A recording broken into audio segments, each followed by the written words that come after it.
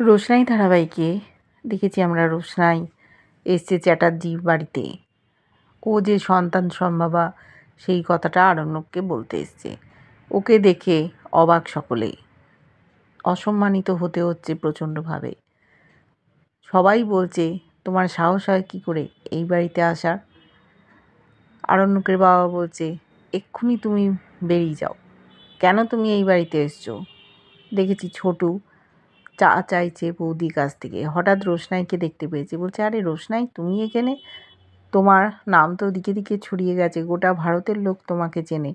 আগে যদি আমি জানতাম যে তুমি আসছো তাহলে তোমাকে দরজার বাইরে থেকে আমি নিয়ে আসতাম সম্বর্ধনা দিয়ে। সবাই খুব রাগারাগি করছে, না জেনে কেন ছোটু কথা বলছে, কেন বাড়াবাড়ি করছে, ছোটু নিজের কাজে যাক। তখন ছোটু বলল আমি কি ভুল বলেছি? ও নিজের চেষ্টায় এত দূর উঠেছে, সেমিফাইনাল অবধি ও জিতে উঠেছে, সেই জন্য আমি বলছি। তখন জাহ্নবী বলছে তুমি না জেনে কথাবার্তা বলছো, রোশনাই কেন এসছে, কি বলতে চাইছে? রোশনাই বলল যে আমি স্যারজিকে আলাদা করে কথা বলতে চাই।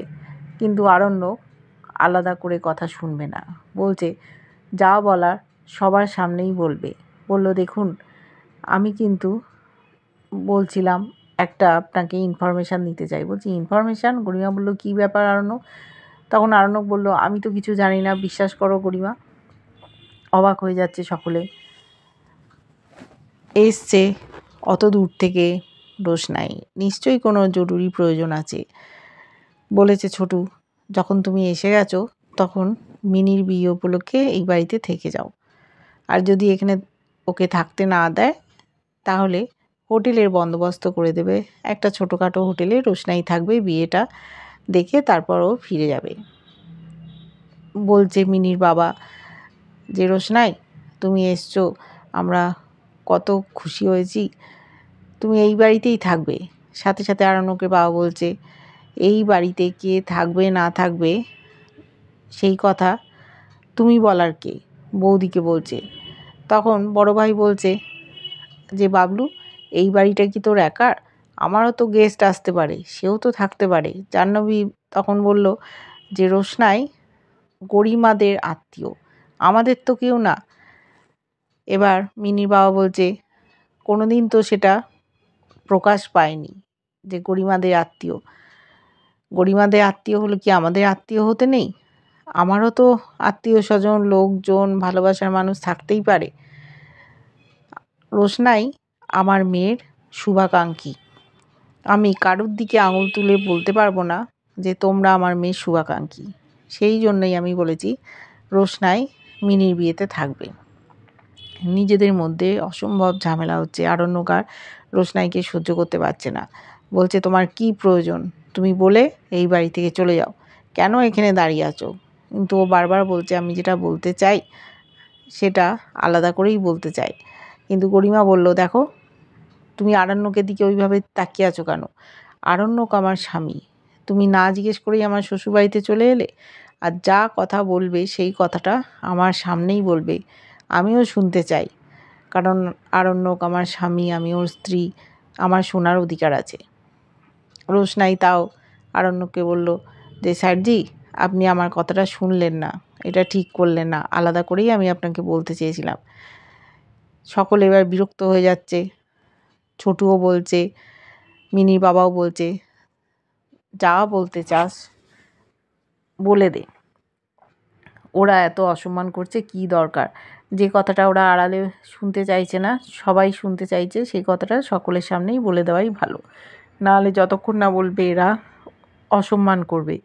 রোশনাই তখন বলল ঠিক আছে তোমরা আমার কোনো দোষ নিও না, এই কথাটা আমি তোমাদের সকলের সামনেই বলছি। স্যারজি যখন আলাদা করে শুনতে চাইলো না, বলল যে এতে আমার কোনো দোষ ছিল না, আমি স্যারজির বাচ্চার মা হতে চলেছি। স্তব্ধ হয়ে গেছে শুনে সকলে। কী ব্যাপার? আরণ্যক বলছে এই ডার্টি গেমটা অর্থাৎ নোংরা খেলাটা তুমি আমার সাথে খেলতে পারো না। ওই আদিত্য কাপুরের সাথে মেলামেশা করেছো, তার বাচ্চা তুমি আমার ঘাড়ে চাপিয়ে দেবে, এটা কখনোই হতে পারে না। তোমার সাথে আমার এমন কোনো সম্পর্ক গড়ে ওঠেনি যার জন্য এই বাচ্চা হবে। গরিমা অবাক, গরিমা কান্নাকাটি করছে। আরণ্যক বলছে, তুমি কেঁদো না, একদম মিথ্যে কথা বলছে, আমার সাথে গেম খেলছে। রোশনাইকে বলছে, তুমি আমার ভালো মানুষটা দেখেছো, আমাকে খারাপ হতে দেখোনি। আমি খারাপ হলে তুমি আর টিকতে পারবে না, বলল রোশনাই চিৎকার করে। তাতে কি সত্যিটা মিথ্যে হয়ে যাবে? আপনি খারাপ হতে পারেন। এবার আরণ্যকের বাবা বলছে, এই সব মেয়েরা এরকমই হয়। আমি বলেছিলাম বাদশা, তুমি এদের সাথে মেলামেশা করো না, দেখছো তো কী করছে, এদের সাইজ করতে আমার 1 মিনিটও লাগবে না। রোশনাই বলল, আপনি হয়তো আমাকে সাইজ করে দেবেন, কিন্তু সত্যিটা মিথ্যে হয়ে যাবে না। আমি সারা জীবন বাবাকে জানতে পারিনি, সেই জন্য আমাকে অনেক হেনস্থা হতে হয়েছে। আমি চাই না আমার বাচ্চার বাবা কে সেটা অজানা থাকুক। আমার বাচ্চাকে আমি একাই মানুষ করব, সব কিছু করব, আমাদের কোনো দায়িত্ব নিতে হবে না, শুধু আমি পিতৃ পরিচয়টা চাই, এইটুকু দিলেই যথেষ্ট। আরণ্যক চিৎকার চেঁচামেচি করছে। ছোটু বলছে যে, আরণ্যক চুপ কর, রোশনাই এই রকম মেয়ে না, আমি ওকে যতদূর চিনেছি ও অত দূর থেকে এসছে কোনো মিথ্যে কথা বলার জন্য না, এর পেছনে নিশ্চয়ই কোনো সত্যতা আছে। মিনির বাবাও বলল, আমারও তাই মনে হয় যে রোশনাই সেরকম মেয়ে না, জোর করে মিথ্যে কথা বলে ও সকলকে বিভ্রান্ত করবে। রোশনাই বলল যে, আমি বলতে চাইনি সকলের সামনে। গরিমা কাঁদছে, বলল, গরিমা দিদি রিল্যাক্স। বলল যে, আমি যে অসম্মানটা পেয়েছি, আমি চাই না আমার জন্য অন্য কেউ অসম্মানিত হোক, ও শুধু পিতৃ পরিচয়টা চায়। ছোটু এমনকি বড় মা, জেঠু সকলেই বলছে, রোশনাই যখন বলেছে নিশ্চয়ই ঘটনাটা ঘটেছে, ও এমনি বলবে না। আরণ্যক অস্বীকার করছে। তখন রোশনাই চিৎকার করে বলছে যে, এই ঘটনাটা সত্যি, বেনারসে আমরা একসাথে ছিলাম, তখনই ঘটনাটা ঘটেছে, আর তারই ফলস্বরূপ আমি আজ বাচ্চার মা হতে চলেছি। এটা আপনি কখনোই অস্বীকার করতে পারেন না। বড়লোক বলে আপনি ঘাট থেকে ছেড়ে ফেলতে পারেন, বলতে পারেন আমি মিথ্যে কথা বলছি, কিন্তু এটাই সত্যি কথা। আর আমি বাচ্চার পিতৃ পরিচয় যতক্ষণ না আদায় করতে পারছি, ততক্ষণ এই বাড়ি ছাড়া আমি কোথাও যাব না। বাড়ি ছাড়ার কোনো প্রশ্নই নেই। সবাই হাঁ হয়ে গেছে, কেউ কিছু বলতে পারছে না, কারণ বেনারসে রোশনাইয়ের সাথে আরণ্য কিছুদিন ছিল, সুতরাং ঘটনাটা সত্যি হলে হতেও পারে। আরণ্যক আর কোনো কথা না বলে দৌড়ে ওপরে উঠে গেল। দেখেছি বড় মা তার মেয়ের জন্য দুধ নিয়ে ওপরে যাচ্ছে। মিনি বলছে, কী ব্যাপার মা, তুমি আমার জন্য খাবার আনোনি, আমার খুব খিদে পেয়েছে, একটুও খাবার না নিয়ে তুমি দিব্যি নিচে চলে আসছো, কেন করছো? আমি তো দুর্বল হয়ে গেছি, খেতে দাও। সেই সময় রোশনাই কাছাকাছি এসছে। হঠাৎ সিঁড়ির তলার দিকে তাকিয়ে দেখছে রোশনাই। ও ভাবতে পারেনি রোশনাই আসতে পারে, ভাবছে ভুল দেখছে। বলছে, মা ওটা কে? ওটা কি রোশনাই? রোশনাই এসেছে আমাদের বাড়িতে? তখন ওর মা বলেছে, হ্যাঁ। রোশনাইকে দেখে মিনি খুশিতে আত্মহারা, খুব ভালোবাসে একে অপরকে ওরা। নেমে এসছে রোশনাইকে, বলছে, তুই এসছিস? জড়িয়ে ধরেছে। বলছে, তুই একবারও আমাকে ফোন করিসনি, আমি কেমন আছি জানতে চাসনি। তখন বলল, তোরও দোষ নেই, আমরাও তো তোর কোনো খোঁজ করিনি, তুই কেমন আছিস। তখন বলল যে, জানিস রোশনাই, আমার বিয়ে। বললো, তাই?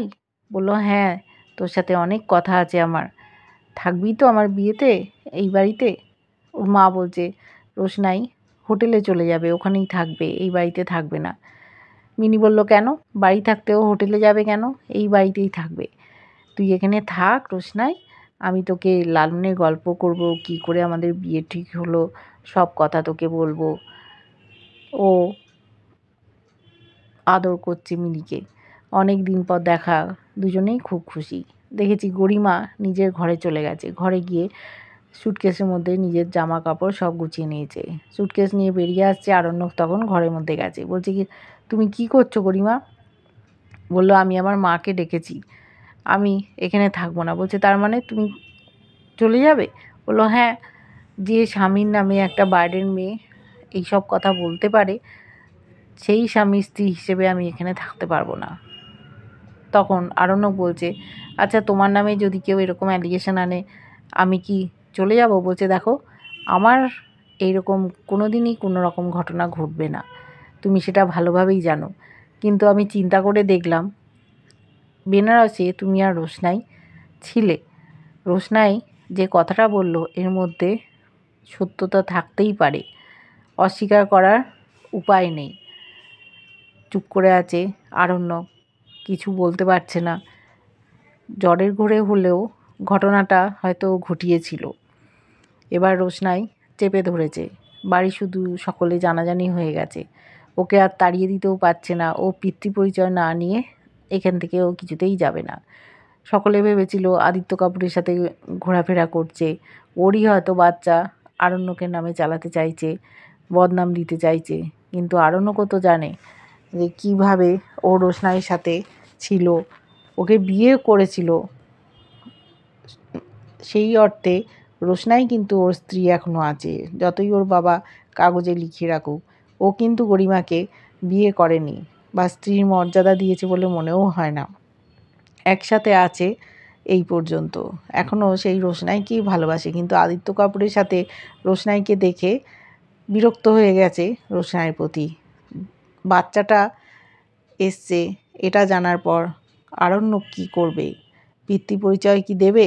রোশনাই বা কী করবে? এত শত্রুর মাঝে নিজে থাকতে পারবে? ওদিকে লালনের মা আসবে এদের বাড়িতে, সেই নিয়েও একটা কেলেঙ্কারি কাণ্ড ঘটবে। আবার আরণ্যকের বাবা কেস দেবে লালনের নামে। এই রকম একটা জটিল পরিস্থিতির শিকার হচ্ছে বিভিন্ন মানুষজন। কেমন লাগছে নতুন আপডেটগুলো অবশ্যই লাইক কমেন্ট করে জানিও। ভালো লাগলে যারা ফেসবুক পেজ থেকে দেখছো ফলো করে সাথে থেকো, আর যারা ইউটিউব থেকে দেখছো চ্যানেলটা সাবস্ক্রাইব করে পাশে থাকার অনুরোধ রইল।